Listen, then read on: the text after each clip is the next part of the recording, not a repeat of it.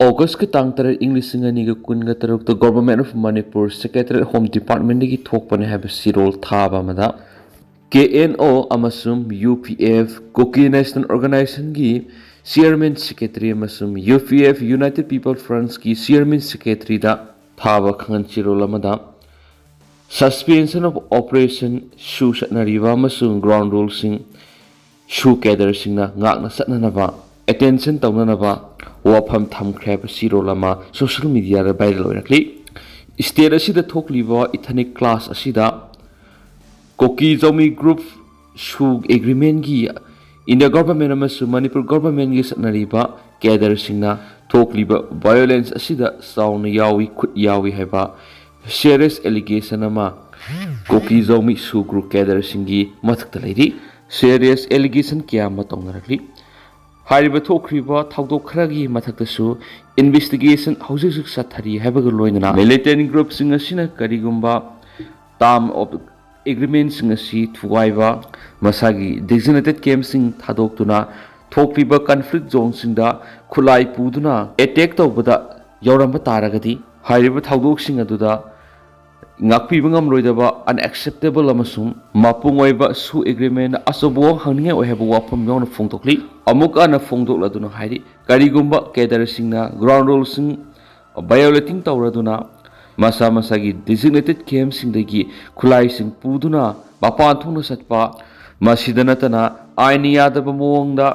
unlawful activities sing satharamba thengnaragadi logi matung ina tawpham thokpa thabak tawgani haba wafam asini Masidanatana karigumba hairiba thawdok sing asida senaramba taragadi hairiba group sing asigi mathakta lokhatpham thokpa thabak lokhatkani haiba wafam phongdorakre hairi atopa pawmadana Chusampur district ki manungsana leiba PC nursing home amada Central Security Force sing nomai kapki haibiki wahouda Kuki CSO singi maikaidigi pung nifuga nipan gi matam tharakhe Koki Civil Society Organization CSO Chusampur leiba singna pung nifuga nipan gi matam Central Security Forces Deputy Commissioner amasum Superintendent of Police Chusampur matam thabaga loinana haukiba August ki tang taraga mangada nomidangi tuibong S Kanan Bank da leiba PC nursing home amada live ammunition firing tawkiba thawdodugi matangda akan mamongda demand kya matawrakri Hariba warol asi apunba budi ama oiriba Koki NP Chusampur Koki Ship Association Koki Khanglai Lompi Koki Student Organization KSO Koki Women Union amasung Koki Women Organization for Human Rights ki apunba joint statement ama issue tawrakri hari organization sing asina maral sibaga loinana Central Security Force sing ayaba mati yaudana hariba civilian healthcare facility asida sangsilaga layengduna leiriba patient sing leiriba marakta life ammunition kaptuna hariba thawdo asi thonkhibani CSO singi maikaidigi phongdorapo wafam khradana authority singna hariba thawdo asida senariba personal khudingmak masak khangdoktuna lawful transparent amasum demonstrable action oina pung nifuga nipan gi manungda hariba personal sing asigi mathakta book tawgadabani haiba wafam asni karigumba hariba pung piriba matam pung nifuga nipan asigi manungda CSO singna thariba matam asigi manungda lokhatpham tokpa action lokhataba taragadi masidagin hena kanba agitation masidanatana boycott amasum non cooperation Central Security Force DC amasum Chusampur gi SB gi mathakta lokhatlagani haiba wafam akan mamongna phongdorakli thajanai oiriba pawmana thokliba thawdo si Central Security Force singna su satadaba Kuki Militant ama fava sanglubadagi thokliba thawdokni haiba wafam panbaga loinana security forces singa lakminaba driver phajinbada natana makoina tonglakpa bolero gari amasu irang horokliba khusaunaraba miyamna mai thadokibagi saktam amasu social media da viral oinarakhibani Arunachal Pradesh da ising sak thokpadagi haujuk oiriba phibamda army personnel manga thiba khangdana leiri loinana hariba khetnaba separate disaster da miyoi mari sikri hari hariba thawdo osi Debang Valley da leiba army camp tu shelter ani sentakri masidanatana amaromdana tungan ma landslide da road construction site upper Sabansri da laiba workers in landslide na maram oidona laikhom lenang na phumjinkhri hari thokriba thawdo asi irai numiki numidang wairamda Arunachal Pradesh ki mapham anida ka hena nong subadagi thokiba thawdok singda Debang Valley dana army personnel manga hauzik thiba khangdana lairi amaramdana upper Subansri dana landslide na maram oiraga mioi mari laikhidre haina claim tawri Makhatana search rescue amasum recovery operation hariba mapham ani asida haujik sathari haina pawmuna makhatana su phongdorakli official cited report amagi matung ina hariba thawdo asida army personnel taret ama isau sida sentakhibani adubo taret asigi manungda manga amadi rescue toba ngamhawre ba wafam yawna phongdorakli aduga lemhawriba manga amana haujik phawba mapham khangdana laidi thokriba thawdo asigi matungda khudakta rescue operation ama thawdo asigi mari lainana satakhri rescue operation asida 5th grenadier deploy tawki masidaratan ahenma personnel sing yankhai super battalion Indo-Tibetan border police ITBP 62 RCC general reserve engineer force GREF Arunachal Pradesh police amasum local volunteers sing harib operation sida saruk yakhi hari JFD na Directorate of Census Operation Manipur gi office ta thamjingkhri ngasidagi state asida hogaduriba yungkok thibegi thawa si tawdringe mamang state asida NRC hana update tawbiyu haiduna JFD amadi miyamna lenga asida takna duna laklabasu lenga asina ngasi phawbu makoi gi sabsaba phire miyamna khangandabana maram oiraga Garang Porampat laiba Directorate of Census Operation Manipur office ta JFD student wing gi thomising na NRC update tawdriba phawba census tawba yaro hena thomjingkhri loinana mapham aduna mathau tawduna lairamba Manipur police ki kangbu mana khongjang loising tan khaikhri khongjang loising aduna office tamna sangna bakana honaraba security force na gate don sinduna khongjang loising adu manung sanghandana thattuna thamki amadi khongjang loising aduna gate mamangna phamjinduna mapham asidagi census tawbigi order thokpa yaroi no NRC no census amadi no IDT settlement no census haiba khulaw kya lauduna khongjang sangsingki khongjang aduga mari laidana JFD student wing gi convener Naurem Owangam mana haikibada lamdam asida thokliba sahi ahom henjilaglaba irang asina miyam awaba phibam amada leiringe se asida census tawba matang matam sadi matam khara census chaithopiyu haiduna mari dainaba singna taknaduna lakli adubu miyam gi apaba singa sigi mayukta lenga asina namphura census tawna thorangni loinana khutta lo pairiba singna Misa miyam ngakpi sanbibagi muhutta miyam namthanaba thabak tawduna lairabra haiba wang hanglakli mangna hai tungi mirol kannanaba honabada mahiroi khunaina sangsilakli ba khongjang asida political party gi khenaba laitana lainga asina ikai khumna phamthokpani loinana census tawbada yawgadoriba miyoisingnasu tungi mirol gi khallaga yawbigano karigumba census gi thabak sa tharama thengnarabadi madura tholakpa apapatigi teksak pumba masa masana amadi Manipur lengana pugadabani haina section wa thamrakli sangshiliba khongjang asida DSP Diras na tawkiba thong yaning di haibaga loinana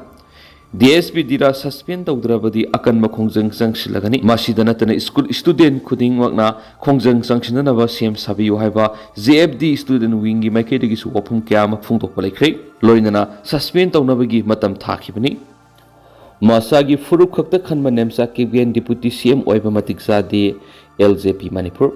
Masagi furu kaktagi khanma manma deputy minister nemsa kibgen gi thong taraina lawdi phamasi pubuda mak matik sadi haina lok jan shakti party LJP Ram Bilas Manipur state ki president Khoiram Dipuna phongdorakli thasi gi taraga marida Kangpokpi district ki manungda leiba Lanka Noilong Naga Bilista koki khulai paibisingna landa aduna liangwei naga misam ani hatkhiba thawonga mari leina kaisampata leiba party sig office ta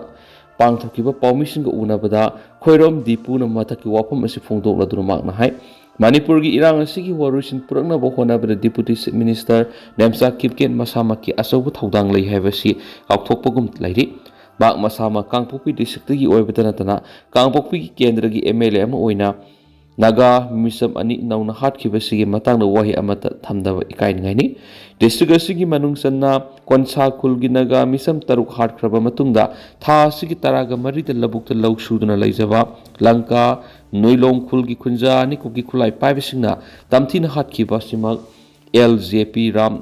Vilas Manipur state ki maikedi awang mathakta condemn tawi hari bangna makha taraduna Kumza English nga ni ka kun go homdagi me ahomdagi tholakliba irang asi nem tarakli Manipur tangdu laitaba punsirol hanjilakli haina lenga na lawriba siki wantok laidibra ngasisu masi de miat mi punsa thabigi mathakta misa miyam gi lantung ke ama ata thwali amadi national highway sing thingbagi khongjung sangsinari asu wana Manipur miyam ha kamna wana ringi sera sida matau kramna lewa asigi ningka tamba Nomit harau tiamna pangthok kadoribano Manipur tangdu laitaba punsirol hanjilakna ba party ki mekedi angamba thakta honaduna lakti makhatana hena kana taksilagani loinana istirasi gi hauju oriba phiba masida political party singna miyamu lana lamjingduna politics to honingdi aikoi masil gi marakta wakhal tamina hudrabadi makhatana Manipur kanbang ngambagi wakum leiti hainasu khoirom dipuna makhatana phongdorakhi Hanagi CMN Birena Madi Govidas Kontauzam Diligidamak Ngarang Infal Tadokre. Home Minister Govidas Kontauzam Madi Hanagi Minister Nongtombam Biren Diligidamak Ngarang Infal Tadokre. Kari Maram Gimakui any Dili de Sakibano Havigi Sub Sab Maram di Kangmangam Trihari. New Delhi gidam impal thatoklam daire permission hangbo hangda hanagi CMN Biren amadi Home Minister Govidas Kontauzam wapam amata phongdoram kidi adubo thajabe yaba pawge likuna magi matung inadi hanagi CMN Biren amadi Home Minister Govidas pu Union Home Minister Amit Shah na Manipur gi issue gi matana khananabigi kaurakkhibani hari makoina Delhi da leidingai BJP head office ta Mipham ama pangthokpada saruk yabaga loinana Home Minister yawa high level meeting amadasu saruk yagani hari Atuba matamda BJP ki National General Secretary Organization BL Santos Impal da laklaga party asigi MLA singamadi party ki lusingwe singasu unagani hainasu paus na makhatana phongdokhibani atoba thajaningai oidiba paw mana ngasi nungthil gi pung 10 gani thoi taba matamda BJP ki minister singi reshuffle tawragani haba wapma ma thurakli Bharatiya Janata Party BJP na ngasi reshuffle tawrabi yabagi oithokpa ma lairi hari Sab Saba Paudi Miam Pun Makata Naminakisi Donor Ministry ki Makara Manipur Polo Sanabung Home Semgalagani Minister Loken Manipur Polo Sanarui Singhen Semganava Pandamda Donor Ministry ki Makada Isterasi the Polo Sanabung Home Semgatpagaloinana International Coaching na Takpi Tambiragani Haina Art and Culture Amadi Tourism Minister Kurizam Lokena Fongdokri Matamama Sagol Kangzai Masanabu Pamzaba Sanarambada Natana Masana Shibu Yokatnava Honabada Asabu Taudang Loramba Miyamna Waheng Kuman Jila Harikasukanaba Nambol Kendragi Manungsana Waheng Kuman Degi Yumnam Zilana Nat Laikitabada Awa Fungdok Sarugyaki Baga Marilena Minister Kurizam Lokena Mataki Wapamasi Fungdokibani Yumnam Zila Singa Kumzai Nisingamaga Samapanga Kuntragani Panda Waheng Kumanda Leba Yumnam Manau Tonamasumi Yumnam Ongbi Yum Sang Devi Anigi Masanupa Wina Pangski Bang Hinglingi Matamda Sagol Kangzai Masana Zakotna Bohonaram Kiba Dugidama Kumzai Nisingani Taragatuk the Pangtukwa Festival of Indigenous Games ta Manipurogi Ningta Ulai Masana Zawuna Guru Sagol Kangzai Haina Sakang Viduna Ikai Kumnabutki Masigi Matakta Manipurgi Matam Amagi Governor Oiramba Bisan Muganathana Yumnam Zila Amadi Ketrimayum Zai Kumar Makoina Sagol Kangzai Gidamak Lokipa Taudang Sakang Boina Lupa Lising Tara Taragi Silgi Mating Piduna Ikai Kumnabutki Bini Yumnam Zilana Laikidabada Minister Kurizam Loken Yauna Waheng Kumanda Leba Yum the Pangtokiba Asama Taramamada Min and Tumina Leduna Awaba Fudoki Awaba Fungtok Paduga Marilena Minister Kurizam Loken Hai Layoi Kraba Yumnam Zila Matamamagi Sagol Kangzi Hausina Polo Haina Malem Sakang Nariba Masana Si Pamzana Sanaram Kiba Madi Lamda Masigi Mapam Gada Satuna Sanaraga Masana Si Masak Taktuna Masana Sibu Yokat Padayana Tawayaki Bahalamani Nasidi Sagol Kangzi Polo Si Malem Sakangli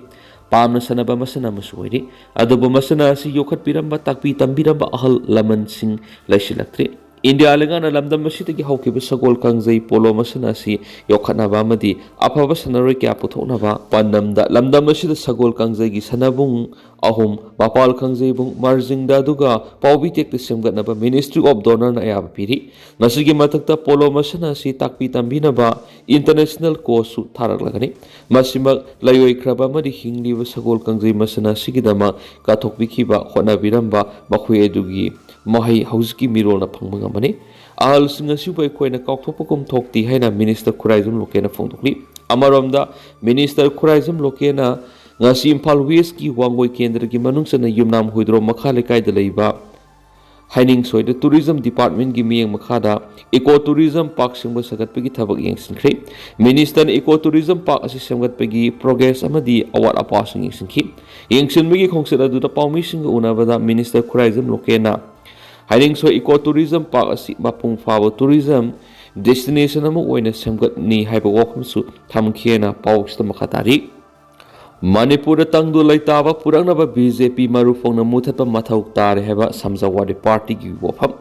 Manipur BJP lengak lairiba makai irang loikhiroi Manipur tangdu laitaba purangnaba BJP party asi marufungna muthatpa mathau tai haina samjawadi party Manipur gi president Konthawjam Bisorjina Fongdokri. Hariba Wapamasi Narang Samjawari Party na Nauna Sanglava BJP Amadi Congress the Yorama Mioi Kunlom Taram Opagitoram the Fondokivani. Kontauzum Lady and Bilekai the Labor Kontauzum Bisorjit Kium the Pangtoki Bataram to the Mana Makatan High.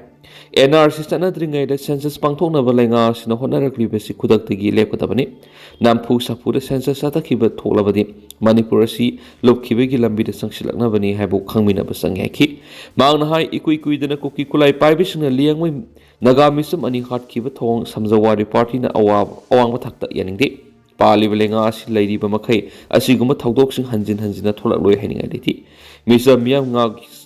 Sienna Lady Valengasi Naktrabanina. Isai sana section na labor pataktari. Housing Lady Valengasi na Misa Miam Ngaksin Mangamdrabadi Potabiro. Ta Marikak Samjawari party the Sinabiu. Dangdulaitaba Manipur Puraki have a wapam party make a digitam kibalekri. Ngasisu Firebasi Hong Maletri. Maming Tagi Wena Lady Belengasi, Lucinana Wakalon Manaba political parties in Punsin BJP Tengamina Seki.